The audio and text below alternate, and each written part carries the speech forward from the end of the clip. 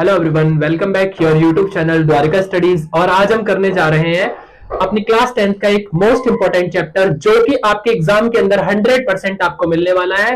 और हमारा क्वेश्चन है चैप्टर 14 से, यानी कि मीडियन। देखो, हमें मीडियन फाइंड करना है यहाँ पर। If the median of the distribution given below is 28.5। Simple सी भाषा में कहें तो यहां पर हमें मीडियन गिवन दिया हुआ है और हमसे कह रहा है find the value of X and Y, यानी कि हमें एक्स और वाई की वैल्यू फाइंड करनी है। एक चीज देखो, इन्होंने कहा एफ की फ्रीक्वेंसी दी हुई है और फ्रीक्वेंसी के अंदर हमें एक्स और वाई नहीं पता है। अगर मुझे एक्स और वाई की वैल्यू पता होती तो मेरा आंसर कितना आ रहा होता, 60 आ रहा होता, लेकिन नहीं पता। इस टाइम मुझे क्या दे दिया इन्होंने, मीडियन दे दिया। सिंपल, हम इस क्वेश्चन को इजीली सॉल्व कर सकते हैं। सबसे पहले हमें यहाँ पर सीएफ निकालना होता है। क्या निकालना होता है? सीएफ, है ना। तो देखो सीएफ कैसे निकाला जाता है। सिंपली हमें क्या करना है, सबसे पहले वाली डिजिट को सेम लिख देना है, यानी कि 5 को ऐसा का ऐसे लिख देना है। और आगे कैसे सॉल्व करना है, इसको इससे प्लस करना है और जो आंसर आएगा उसे यहां पर लिख देना है, यानी कि 5 प्लस एक्स। सिंपल, इसको यहां से इसे प्लस करेंगे तो ये क्या हो जाएगा हमारा 25 प्लस एक्स, ठीक है। और आगे इससे प्लस करेंगे तो हमारा कितना हो जाएगा 40 प्लस एक्स। और 40 को y से प्लस करेंगे तो 40 प्लस एक्स प्लस y होगा। 40 में प्लस 5 करेंगे तो हमारा कितना होगा 45 प्लस एक्स प्लस वाई। आपको एक चीज बताता हूं, जब भी हम इसका सीएफ का टोटल करेंगे ऐसे, तो सीएफ की जो भी लास्ट वैल्यू हमारी आएगी, है ना, वो लास्ट वैल्यू हमारी हमेशा इस एफ का टोटल होगी, यानी कि एफ का जो सम होगी। अगर आप इसे प्लस करोगे ना तो कितना आएगा 45 plus x plus why he आएगा। अच्छा देखो, मैंने जस्ट अभी आपको बताया कि इनको प्लस करने पर हमारा कितना आ रहा है 45, 45 प्लस एक्स प्लस वाई आ रहा है। लेकिन मैंने आपसे कहा कि हमें अगर एक्स और वाई की वैल्यू पता होती तो हमारा आंसर कितना होता 60 होता, यानी कि अगर मुझे इनकी वैल्यू पता होती तो आंसर कितना होता 60। अच्छा देखो, ये 45 हमारा प्लस में है तो दूसरी साइड जाके क्या होगा, माइनस होगा, यानी कि X plus Y equal to कितना होगा 60 माइनस 45। तो एक्स प्लस वाई की वैल्यू कितनी आ जाएगी हमारी, X plus Y equal to 15 आ जाएगी, ठीक है। अब देखो, हमने आगे क्या करना है, मीडियन का फॉर्मूला लगाना है, जिसमें हमें मीडियन तो कॉमन दिया हुआ है लेकिन हमें एक्स और वाई की वैल्यू फाइंड करनी है। तो देखो भाई, सिंपल मीडियन का जो हमारा फॉर्मूला होता है वो क्या होता है, L plus N by 2 minus C F divide by F और इंटू एच होता है, ठीक है। अब सिंपली हमें यहाँ पर एल क्या होता है, सी एफ क्या होता है, एफ क्या होता है, ये सारी चीजें भी पता होनी चाहिए। तो उसके लिए देखो मैं आपको बताता हूं, सबसे पहले हमें क्या करना होता है यहाँ पर, ठीक है। देखो, हमें यहाँ पर मीडियन की वैल्यू तो पहले से कितनी दी हुई है 28.5 दी हुई है। अब आगे इसमें हमें कैसे सारी चीजें फाइंड करनी होती हैं। देखो, सबसे पहले क्या करना है, आपको एफ के अंदर देखना है और एफ के अंदर देखना है कि सबसे बड़ा नंबर कौन सा है। सबसे बड़ा कौन सा है हमारा, ये है 20 है, तो ये हमारा हम क्या मानेंगे, इसे एफ मानेंगे, क्लियर। अब इसके लेफ्ट हैंड में जो होगा इस साइड से, इसे हम क्या मानेंगे, एल मानेंगे। और इसके जो राइट हैंड पे होगा उसके ऊपर वाला जो नंबर होगा वो हमारा क्या माना जाएगा, सी एफ माना जाएगा, क्लियर। और इन दोनों के जो बीच का हमारा अंतर है वो क्या होगा, हमारा एच होगा। तो मैं सारी चीजें आपको यहाँ पर लिख देता हूं कि भाई जो हमारा एच होगा वो कितना है, इनके बीच का डिफरेंस 10 है, ठीक है। और फिर इसके बाद में हमारा एल क्या होगा 20 होगा, एल हमारा कितना हो गया 20, एफ हमारा कितना होगा 20 होगा, ठीक है। और हमारा सी एफ क्या होगा यहाँ पर 5 प्लस एक्स होगा, ठीक है। अब सिंपली हमने क्या करना है, इन सभी वैल्यूज को फॉर्मूला के अंदर पुट कर देना है, ठीक है।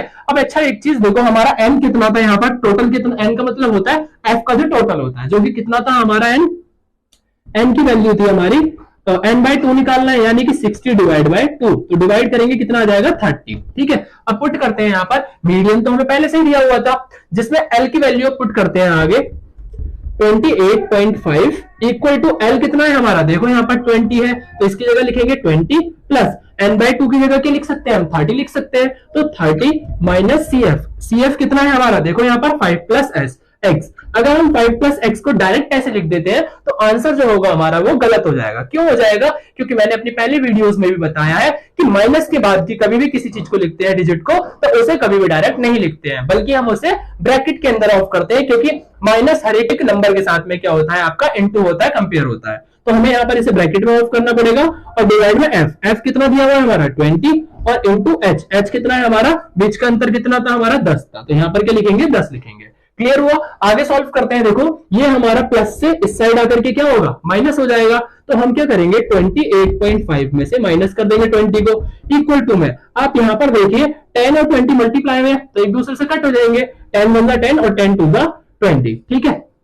आगे क्या बचेगा यहां पर आपका कि 30 माइनस, अब ये देखो माइनस इसके साथ कंपेयर हो रहा है, माइनस को प्लस से मल्टीप्लाई करेंगे तो माइनस प्लस माइनस का 5, और माइनस प्लस यहां पर भी ये माइनस का हो जाएगा। अगर आप ब्रैकेट ना लगाते तो हमारा एक्स कैसा रह जाता, यहां पर प्लस का ही रह जाता, ठीक है। और डिवाइड में हमारा यहां पर क्या है आपका 2 है, क्लियर। अब इसमें से इसे माइनस करेंगे और इसमें से इसे माइनस करेंगे तो कितना बचेगा 8.5 इक्वल टू 30 में से 5 को माइनस करेंगे 25 माइनस में x डिवाइड बाय 2, तो सीधा कर देना, क्रॉस मल्टीप्लाई कर देना, ठीक है। और 8.5 को 2 से मल्टीप्लाई करेंगे तो हमारा क्या आएगा 17, क्यों आएगा 8 का डबल कितना होता है 16, और आधे का डबल कितना होता है 1, 16 और 1 17 हो जाएगा, यानी कि 17 आ गया, इक्वल टू है 25 माइनस x, ठीक है। अब यहां पर हमें x की वैल्यू निकालनी है, वो भी प्लस में, तो मैं क्या करूंगा पहले माइनस x को इस साइड लाऊंगा, प्लस हो जाएगा 17 प्लस x इक्वल टू 25। मैं इसे प्लस में क्यों लेकर के आया, क्योंकि ये मेरी वैल्यू प्लस हो चुकी है, वरना आप क्या करते इसे माइनस में लेकर के आते और माइनस को वहां पर गायब कर देते तो आंसर वहां भी गलत हो सकता था, ठीक है। तो मैं इसे प्लस में लेके आया। अब ये